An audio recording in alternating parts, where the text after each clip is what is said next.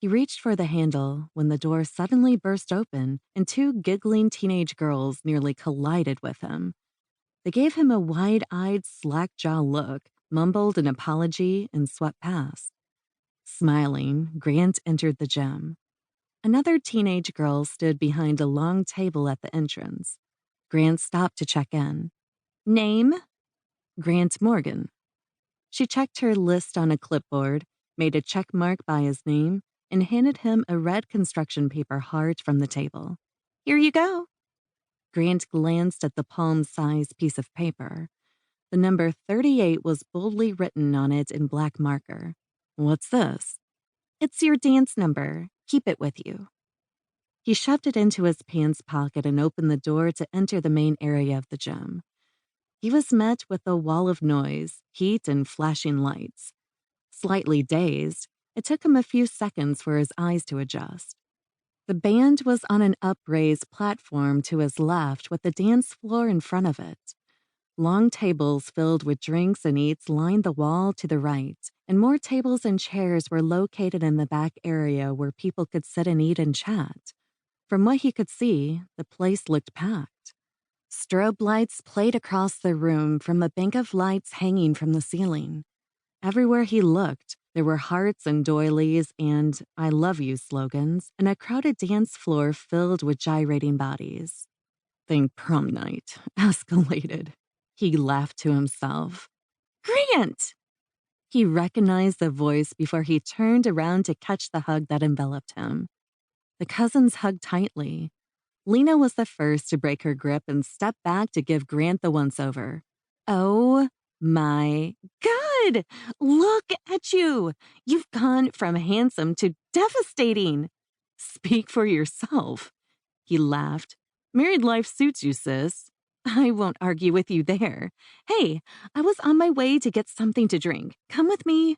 She invited, tugging on his arm. Grant let her lead the way, threading past people who were standing around, hoping for an invitation to dance or otherwise engaged in conversation. It gave him the chance to glance around for the one person he had traveled all this way to see again, but the flashing and revolving lights in the dark gym played havoc with his vision. Once they were where they could talk with less distraction, he planned to ask Lena where he could find Sandy. It seemed she had already been prepared for his question. They stopped in front of a table covered with rows of bottled water. There were also 2 ice chests packed with ice and cans of soda. What's your poison? Lena asked. Anything. I don't care as long as it's cold and wet. Hey, Sandy, did we manage to get any ginger ale at the store? Grant whipped his head around at the mention of her name. She was standing behind the table, halfway hidden in the shadows. For the first time in his life, he felt numb when she stepped up, and a glittery silver heart decoration hanging overhead threw sparkles of light across her face and hair. The effect was mesmerizing. Hello, Grant. She reached into an ice chest and found a familiar green can. Holding it out to him, she smiled. Yeah, I got a couple of 6-packs.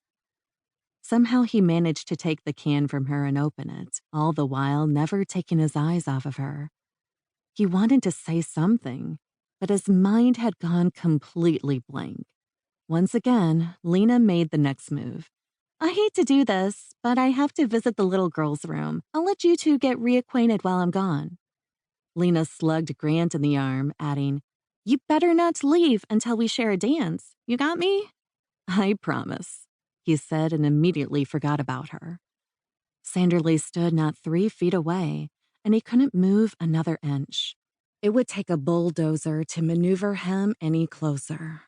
There were 100 questions he wanted to ask her, but they were at a temporary stalemate. Was she happy to see him?